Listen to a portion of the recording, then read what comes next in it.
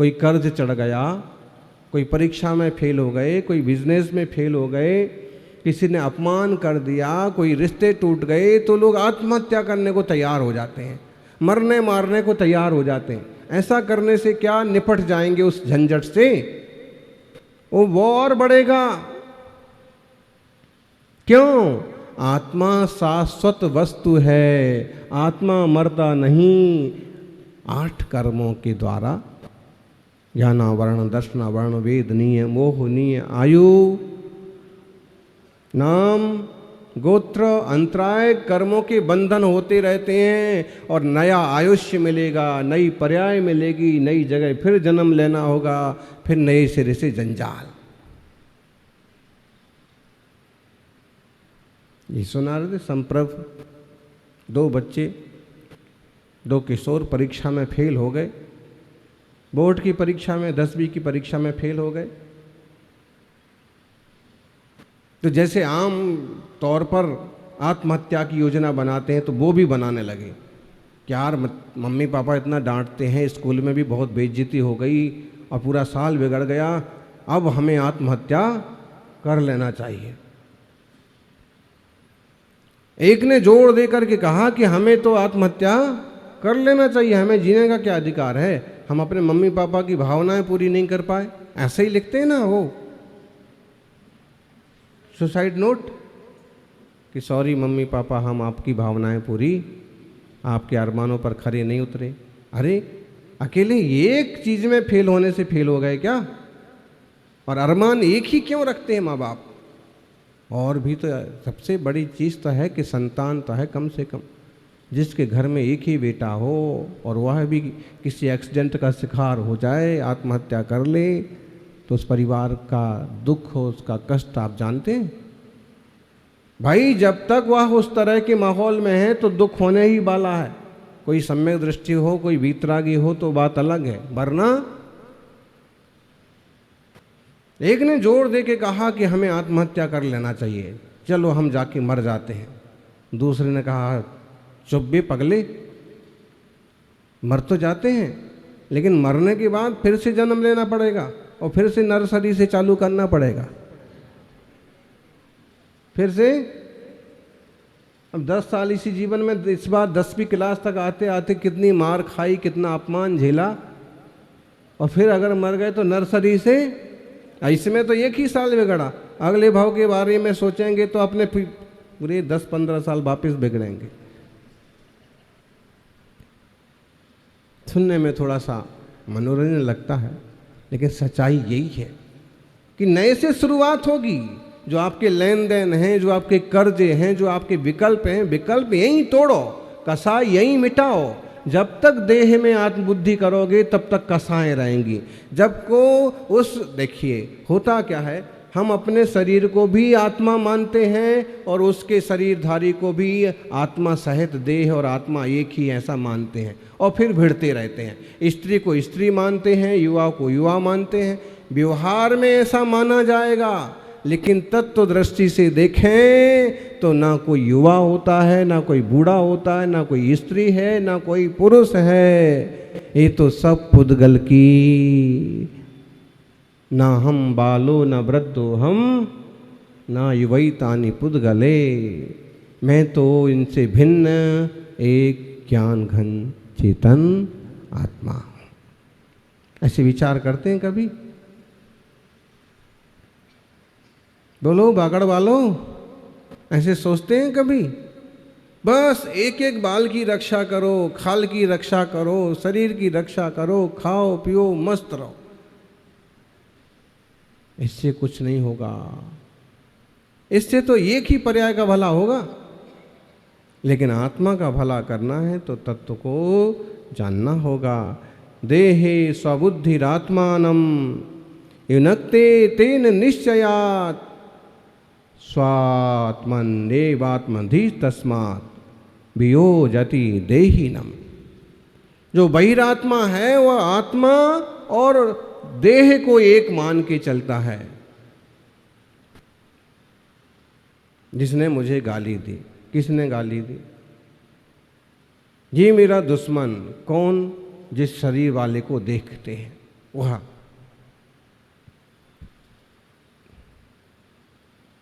विचार करना। ये मिथ्या संस्कार से बहिरात्मा शरीर में अपनी बुद्धि ज्ञान अपनेपन की मान्यता करता है, निश्चय से आत्मा को ही शरीर समझता है, जबकि दो चीज़ें भिन्न भिन्न हैं। ऐसा होता है ना, जैसे आपके घर चतुर्मास कमेटी के लोग आए कि चतुर्मास कमेटी में आप कुछ लिखाओ। आप 2 भाई हैं, 4 भाई हैं, तो आप लिखा देते हैं, ठीक है हमारी तरफ से 101 लिख लो। 1,01,000 भी हो सकता है, कुछ भी हो सकता है। फिर वो कहते कि भाई आप तो जो है 4 भाई हैं, आप चारों जने लिखाओ। तो आप क्या बोलते हैं? नहीं, हम चारों एक ही हैं। ठीक है। अब फिर बात आई कि भाई अब अमुक कार्यक्रम है और सब घर से एक एक आदमी को भोजन के लिए बुलाना है। तो क्या होता है फिर? एक जन आता है बस, तो 4 भाई में से एक भाई आएगा। बताओ, चिट्ठी भेजी कि आपके घर से कोई भी एक जने समाज के उसमें भोजन में पधारना। तो कितने जने पधारेंगे? और कमेटी वालों ने देखा कि तो चारों भाई आए हैं। फिर उनसे कहा क्यों भाई आप चारों जने आए? हाँ, तो हम तो अलग अलग है ना चारों।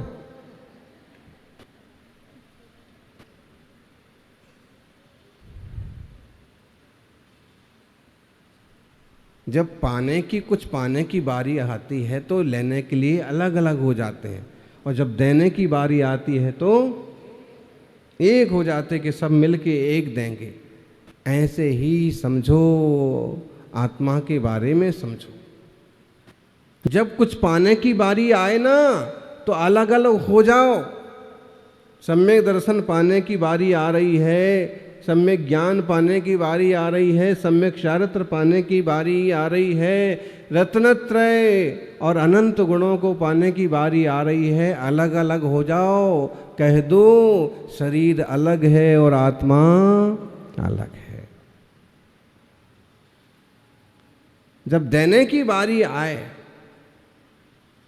कर्मों का फल भोगने की बारी आए, तो भले कह दो कि हम एक ही हैं और भोगना तो पड़ेगा। लेकिन जब तो सम्यक दर्शन पाना है, देह को भिन्न समझना पड़ेगा। है, समझो ना समझो, है। आपकी मान्यता से आप सुखी दुखी होंगे, वस्तु तत्व की वस्तु व्यवस्था पर कोई फर्क पड़ने वाला नहीं है। अनादिकाल से 6 द्रव्य भिन्न भिन्न हैं। अनादिकाल से 7 तत्व 9 पदार्थों की अपनी एक व्यवस्था है। वस्तुनिष्ठ विज्ञान जो है सो है। 150 साल आदमी जिएगा, फिर प्राण निकल जाएंगे, वो अगली पर्याय में जाएगा, उसे नई आयु मिलेगी, वहाँ जाके उसे वो भोगना पड़ेगा। अब जाकर के चाहे वो त्रियंच की पर्याय में जाए, चाहे मनुष्य की पर्याय में जाए, और वो बन करके भले वही अपने आप को मानता रहे, तो भी जब आयु पूरी होगी तो वो फिर छोड़ करके नई जगह पर क्या करें, भूल पड़ी है। ये जो सरकारी ऑफिसर होते ना, और इनको जब वो मिलते हैं, वो क्या होता है, घर, फ्लैट,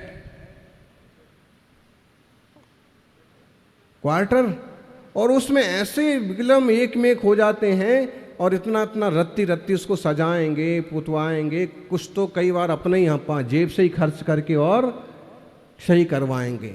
और जब सही करवा करवा कर करके, और रिश्तेदारों को भी अब हमारा नया पता बदल गया है, अब हम नई जगह पहुँच गए और हमारा पता ये है और हम यहीं रहते हैं, यही हमारा घर है।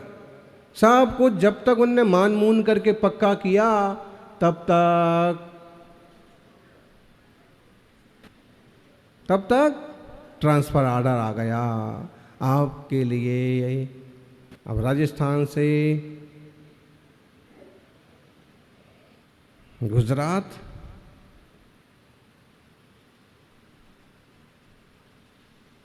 अमुक शहर से तमुक शहर भेज दिया जाता है।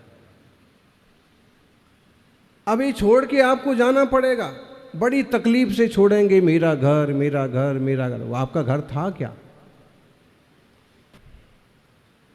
कहते ना शरीर तो बोले एक तरह से भाड़े का मकान है। ऐसा सुन नहीं पाते लोग, ऐसे कैसी बात करते। लेकिन भाई आप अपने घर के लिए 1 साल का भाड़ा भरते हैं, 10 साल का भरते हैं, कोई तो 50 साल तक भाड़े के मकान में रहते। ये भी तो 50, 60, 70 साल, इसके बाद तो खाली करना। इसका मतलब है शरीर भिन्न है, आत्मा भिन्न है। देह और जीव को एक गिन करके लोग बहुत क्लेश करते हैं, बहुत दुख भोगते हैं, बहुत परेशान होते हैं। फुंसी हो गई, फोड़ा हो गया तो हाय मैं मरा, हाय ऐसा हुआ। आत्मा में फोड़े फुंसी नहीं होते हैं। भले वेदनीय कर्म से संयुक्त है इसलिए वेदन करता है, लेकिन जीव तो जानने देखने वाला है। अब नए फ्लैट पर जाना पड़ा, नया क्वार्टर। घर वाले भी कहते हैं कि वहां जाके क्या करेंगे। अब आपको तो पता है कि ट्रांसफ़र हो ही गया है, छोड़ना ही पड़ेगा। तो आप घर वालों को भी फिर धीरे धीरे समझाते हैं कि क्या करें, ऑर्डर है, जाना पड़ेगा। अब आप ज़्यादा परेशान मत हो, जो यहाँ रहने जैसे हैं वो यहाँ रहो, जो हमारे साथ चलने वाले हैं वो। कई बार तो आपके सगे वाले भी पीछे ही रह जाते कि भाई हम तो अब इसी शहर में रहेंगे, बच्चे भी यहीं सेटल हो गए पढ़ने के लिए, अब आपको जाना है तो। और फिर आप वहाँ की विशेषता बताएंगे, वहाँ जो मिला है वो घर तो और अच्छा है, और बड़ा आंगन है, और बड़ा पेड़ है। अब फिर जाके उसको सजाते हैं, और जब तक उसको सजाते हैं तब तक जैसे संसार में ये होता है, वैसे देह से जीव के निकलने का झंझट चलता रहता है। अनंत अनंत सिद्ध भगवंतों ने एक सबसे बड़ा काम किया कि इस निरंतर बदलते हुए वैभाविक संसार से मुक्त हो गए। और रोज रोज जो ट्रांसफ़र होना है, रोज रोज जो नए क्वार्टर मिलना है, वो झंझट खत्म, एक शुद्ध बुद्ध चैतन्य घन स्वभाव को उपलब्ध हो गए। कर्म और नो कर्म की इस परिणति से निकल गए, इसलिए वो बंधनीय है। बदलना तो है। एक छोटी सी कहानी आपने सुनी होगी, और वो 10 लक्षण की पूजा में भी आता है। भूप कीड़न में गया, राजा जो है मर करके कीड़ा बन गया। बन सकता है भाई, चाय वाला प्रधानमंत्री बन सकता है, तो मुनि महाराज सिद्ध परमेष्ठी नहीं बन सकते? बोलो। एक अच्छा धर्मात्मा श्रावक परमात्मा नहीं बन सकता है? बन सकता है। एक तो प्रैक्टिकल है, और एक बात और है, प्रधानमंत्री भी कभी चाय वाला बन सकता है।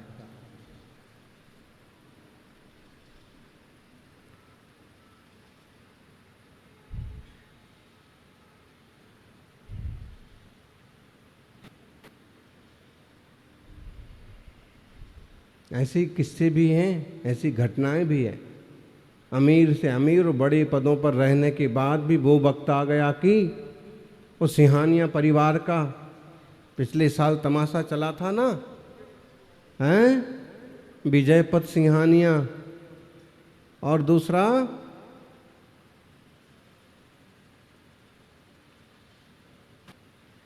अच्छा अमीर खानदान, हेलीकॉप्टर में घूमने वाले। और जैसे ही बेटे के हाथ में सत्ता गई कि भाड़े के मकान पर रह रहे हैं, उस पहनने को चप्पल नहीं है, खाने का भोजन का प्रबंध नहीं है, सरकार से गुहार लगा रहे हैं कि कम से कम खाने पीने का इंतजाम तो। क्या करेंगे, संसार तो ऐसे ही चलता है। जीते जी पतन हो जाता है, जीते जी उत्थान होता है, पर्याय बदलने के बाद तो होता ही है। जिनवाणी झूठ नहीं बोलती है। आज आप मनुष्य के चोले में हैं तो कहते हैं कि धर्म ध्यान करो, अच्छे भाव पाने की तैयारी करो।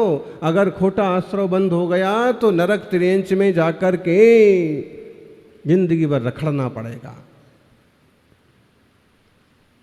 राजा मुनिराज के दर्शन को गया, और उसने जनता से सुन रखा था कि बहुत तपस्वी मुनिराज हैं, बहुत ज्ञानी मुनिराज हैं। मुनिराज को मालूम पड़ जाता है कि कब पानी बरसेगा, कब पानी नहीं बरसेगा, कौन किस पर्याय से आया है, कौन किस पर्याय में जाएगा, कौन किस तरह का आदमी है, कौन चेहरे से जान लेते हैं महाराज जी कि ये आदमी किस टाइप का है। इसलिए कई लोग जो है महाराज जी के पास मास्क लगा के आते हैं कि कहीं ये महाराज जी चेहरा पढ़ के जान ना जाएं कि हम कैसे। ज्ञानी अरहंतों के सर्वज्ञों के ज्ञान में तो सब कुछ झलक रहा है, भले भी तुमसे कुछ कहें ना कहें। जो विशिष्ट भेद विज्ञानी आत्मा तत्व के ज्ञानी साधक होते हैं उनको भी अंदाज से कई बातें मालूम पड़ जाती हैं, भले कुछ कहें न कहें। अब उनके कहने ना कहने पर मत जाओ, बस अपना भाव ना बिगड़े, अपना मन ना बिगड़े, अपना जीवन ना बिगड़े, इसकी सावधानी हमेशा बरतो। राजा ने मुनिराज को वंदन किया और कहा कि भगवान हमने सुना है कि आप लोगों का भूत भविष्य तक बता देते हैं, कृपा करके मेरा भी बताइए, मेरा भविष्य क्या है, मैं अगले जन्म में क्या बनूंगा। मुनि महाराज चुप रह गए। राजा ने फिर कहा कि महाराज आप सबका तो बता दें, हमारा भी बताओ। तो मुनिराज ने कहा कि सब सादा लोग हैं, आप महाराज हैं, राजा हैं, तो क्या हुआ, मैं आपके लिए तो वक्त ही हूँ, मेरा भी भविष्य बताओ। मुनिराज ने कहा कि देखो तुम सुन नहीं पाओगे, क्योंकि इतनी बड़ी पोस्ट पर हो, कोई प्रधानमंत्री की पोस्ट पर हो और उसको कह दिया जाए कि अगले बार एकदम सादे कार्यकर्ता के रूप में आने वाले हो, उसको कैसा भयंकर हादसा होगा, उसे तो भयंकर तकलीफ होगी सुनने मात्र से। तो आप सुन नहीं पाएंगे। राजा ने कहा कि आप बताइए तो सही, कोशिश करूंगा, सहन करूंगा। मुनिराज ने कहा कि तुम्हारे ही मल ग्रह में तुम कीड़ा हो जाओगे। पहले एक तरह के दूसरे ढंग के होते थे ना घर में, शुद्धि जाने की जगह अक्सर कर लोग बाहर जाते थे, लेकिन फिर भी घर में एकाध कभी टाइम बेटाइम आ गए तो। और अभी तो क्या करिए,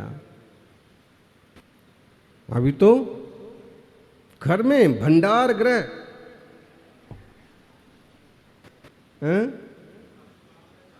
हाँ, खाते बाहर हैं, जाते भीतर हैं। उल्टा उल्टा मत करिए। पहले आदमी की चलती थी और अब औरत की चलती है, जबकि दोनों की मिलके चलना चाहिए भावना। जय बोलिए 24 तीर्थंकर भगवान की।